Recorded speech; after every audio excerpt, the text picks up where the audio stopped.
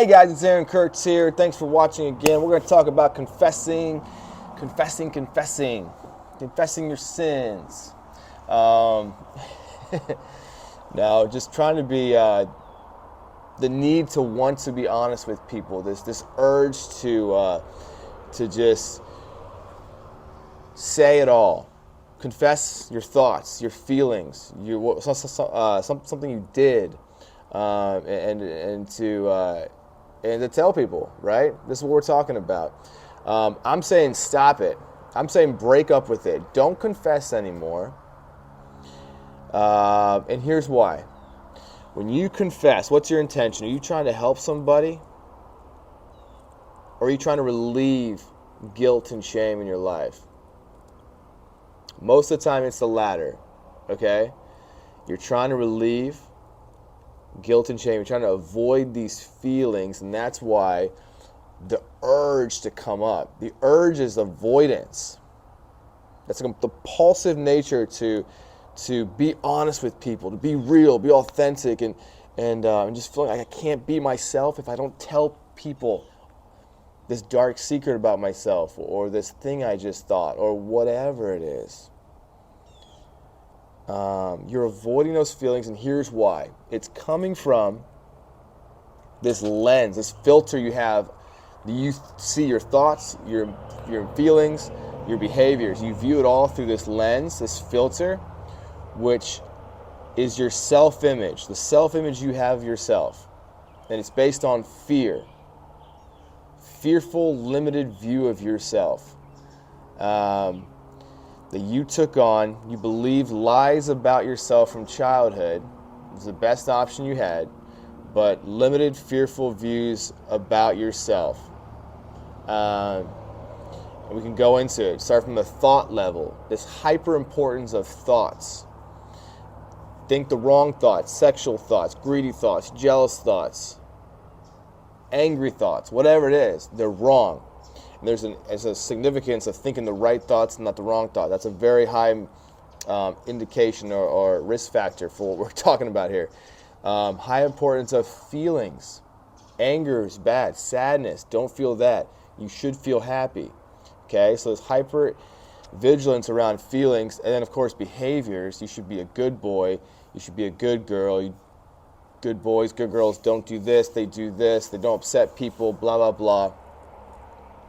All this creates this image of yourself as being limited, as being a victim, as being not good enough, okay? And it hides you from life. It freezes you from life. It stops you from doing, from action, from going out and living. It just stops you from getting what you want, doing what you want in life. Because it's not important anymore. If you have all these dangers and fears and threats out there, why are you going to go out and live do these high risk or exciting, live an exciting, adventurous life? Why would you do that? It's too dangerous. When you understand this perspective, it makes sense why you are avoiding life so much, which is a big factor of puro. It's avoidance. We're avoiding living our life. We're avoiding doing the things that we really want to do in our life, and instead we've traded that in for a hypervigilance about ourselves. We've become inner focused, self-focused about our own fears, our own limitations, our own guilts, and how I'm just not good enough. I'm bad. I'm wrong. I had this thought, I had this feeling, I had this sensation in me. Maybe I have cancer. Maybe I'm gonna get sick. Maybe did I just feel something in my groin towards somebody? Did I just, was that feeling in my back? Is that cancer? Whatever. That's the trade-off. When you stop living for what you want in life, you get that. Because your mind, your creative mind, needs somewhere to go. You can't shut that off. So when it wants to take you somewhere and you say, no, we can't do that because that's not for us. That's not who we are. It's going to go and it's going to become more self-focused and protective because of all these fears.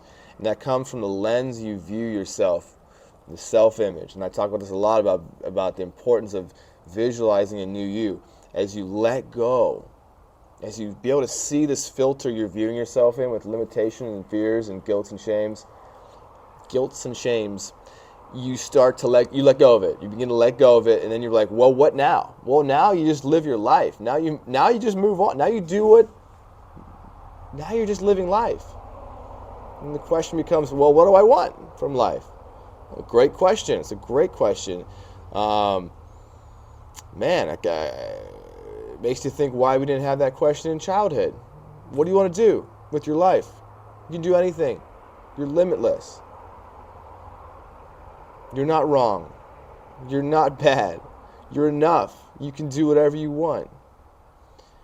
I want to bring that freedom back to you, because I know how freeing, how exciting that is, and it's been for my life to reconnect with it.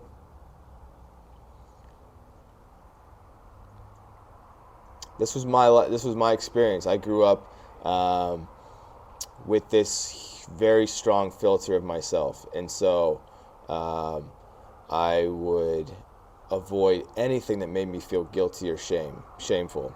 And this was from a thoughts perspective, emotions, by confessing, praying to God, trying to change thoughts, to my behavior, just being a really nice guy, good boy, not doing sinful stuff, not upsetting anybody, really trying to live the way my dad wanted me to live, or the way my community wanted me to live, the way I thought God wanted me to live, which is based on what people told me.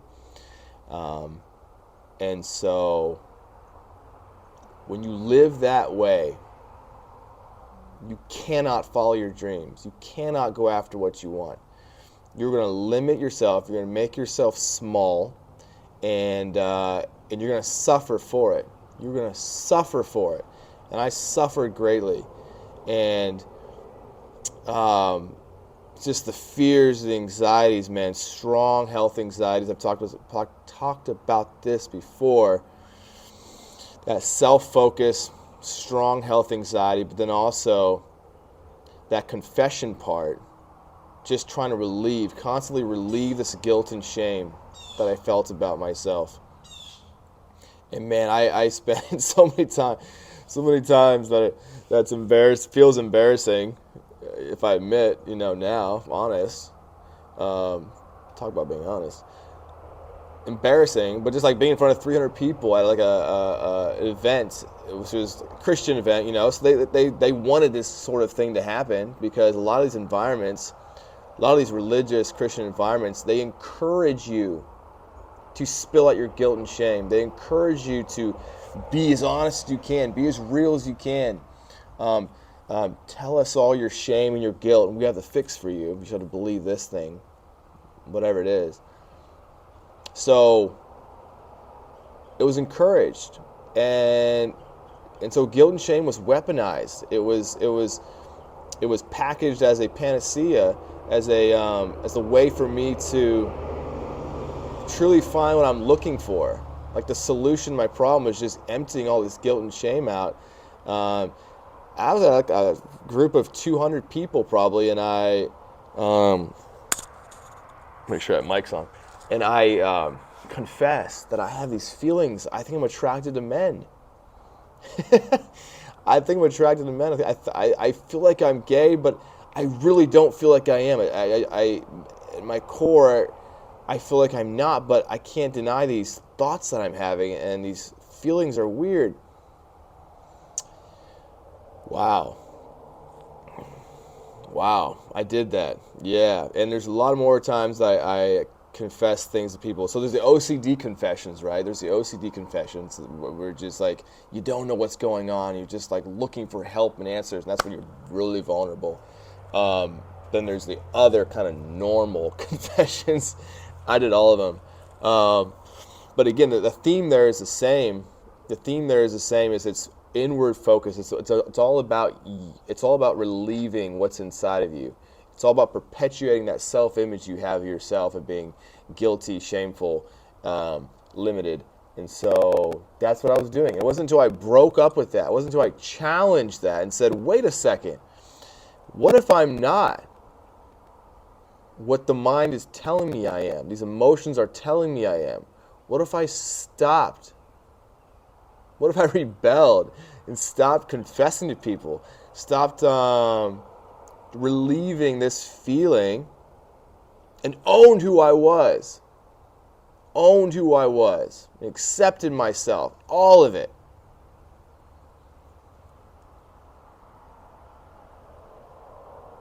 And I'm not saying accepting you are where your OCD fears are telling you are, because